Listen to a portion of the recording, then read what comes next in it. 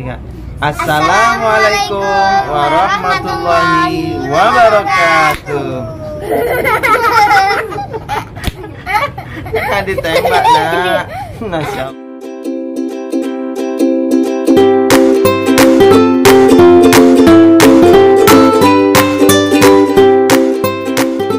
Nah, begini ya teman-teman. Hari ini kita mau ngobrol-ngobrol seputar kaderisasi poligami. Yeay. Coba ya kita jangan lupa nih teman-teman, kita sebelum bahas kaderisasi poligami, subscribe channel ini kita yang sudah lama sekali saya nggak posting, dan sekarang diizinkan Allah untuk bisa posting lagi video judulnya kaderisasi poligami. Coba.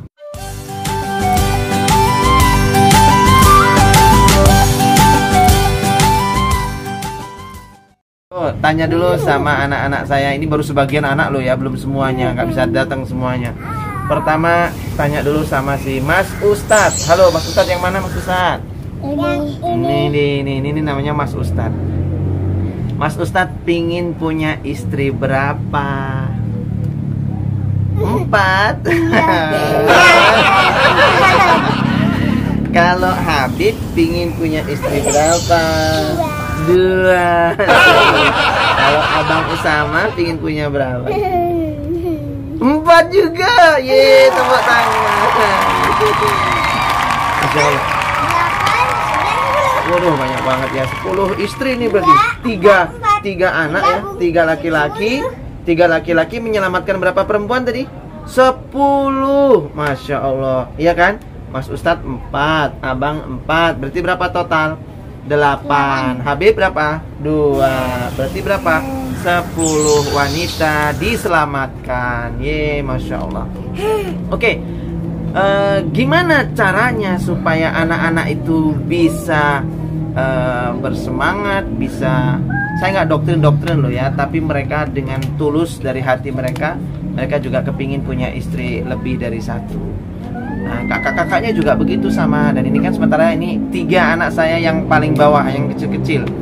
Sementara masih ada 3 lagi kakak-kakaknya yang besar-besar. Dan ditambah lagi total anak berapa? Anak satu total tuh anak kandungnya 6, anak luar kandungan itu ada tambahan 5. Berarti total anak saya itu 11 gitu ya.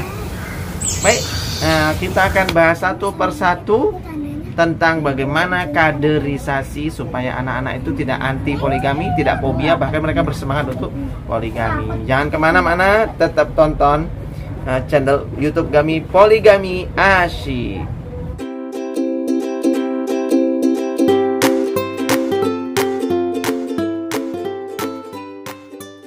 Oke teman-teman semua, sahabat-sahabatku, sahabat-sahabat beriman yang dirahmati Allah, gimana sih supaya anak-anak itu mereka sendiri punya cita-cita ingin berpoligami, meskipun takdir jodoh itu kan urusan Allah, tapi mereka sendiri semuanya tuh kepingin, bahkan dari kecil bercita-cita pengen poligami. Berarti ada kiat-kiatnya tuh, tips-tipsnya biar anak-anak tuh nggak anti poligami, nggak fobia. Nih kan Abah istrinya baru 2 ya nak? Iya. Abah boleh nikah lagi nggak? Boleh. Boleh. Alhamdulillah. Abah boleh punya istri berapa? 4. Masya Allah. Karena emang maksimal 4 kan ya, udah tahu kan? Laki-laki bolehnya 4. Nih anak-anak saya juga ngizinkan nih, saya nikah lagi sampai 4 gitu ya, istrinya 4. Anak-anak tuh seneng-seneng aja gitu. Kenapa? Nah berarti ada kiat-kiat nih kaderisasinya. 1, rumah tangga kita dalam pernikahan poligami mesti harmonis, mesti bahagia gitu ya. Sehingga anak-anak kita itu dengan kebahagiaan itu, mereka merasa bahwa dengan ayahnya poligami, orang tuanya poligami, mereka tambah bahagia. Ingat ya, namanya anak-anak itu taunya cuma seneng-seneng, taunya bahagia, itu anak-anak tuh gitu. Maka kalau poligaminya seneng, mereka nggak ada merasa kehilangan, apalagi kehilangan ayah, merasa kehilangan uminya. Kalau mereka merasakan itu, pasti mereka nggak suka poligami. Tapi kalau dengan poligami, mereka nggak kehilangan ayahnya, nggak kehilangan uminya, malah bertambah bahagia. Bahkan merasa sekarang senangnya punya umi 2. Berarti ada 2 ibu, ya, 2 ibu, 2 wanita yang melayani anak-anak itu, ya, menghibur mereka, menjaga mereka gitu.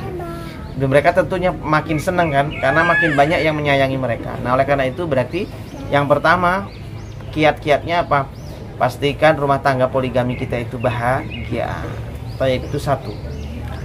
Yang kedua, kiat-kiatnya adalah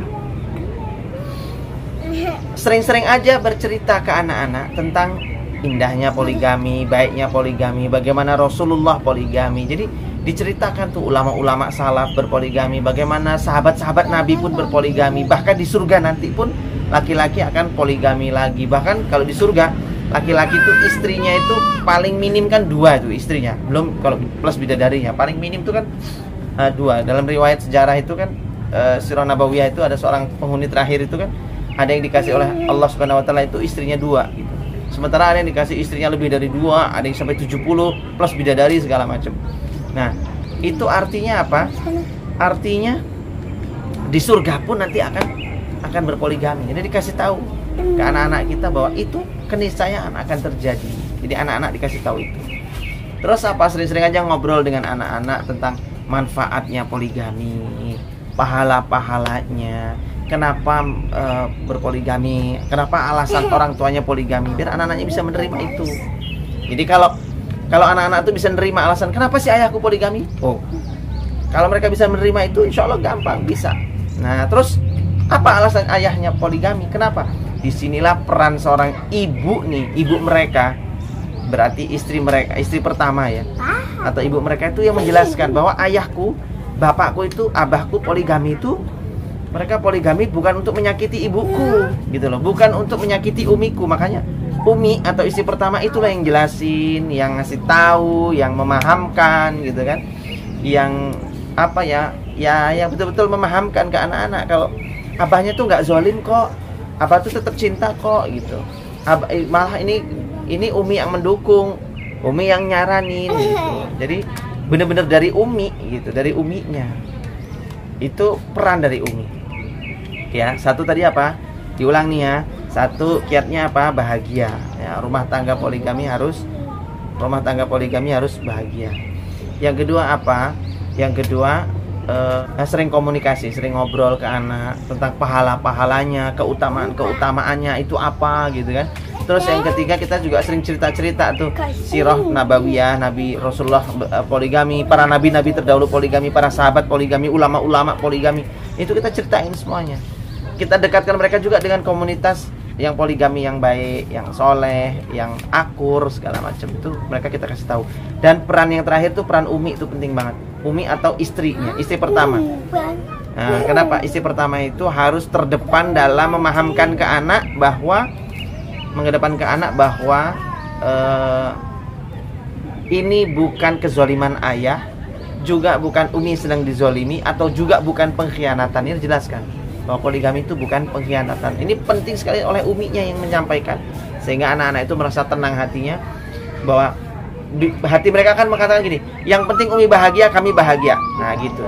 Kalau kami ngeliat umi bahagia, umi senang, kami pun pasti senang. Gitu caranya.